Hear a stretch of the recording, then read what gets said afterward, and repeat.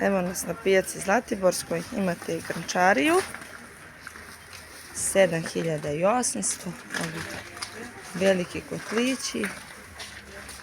3.500 ove šerpe, jako lepo izgleda, ručni rad. Na pijaci dosta šunke, pršute, 3.000 dinara. Čvarci, sirevi, slanina, boga mi samo meso. Evo sirevi.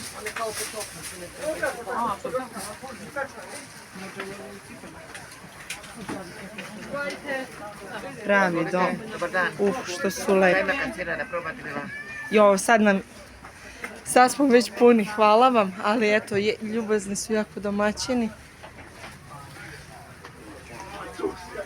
Nude sve da se lepo proba. Za svakog po nešto.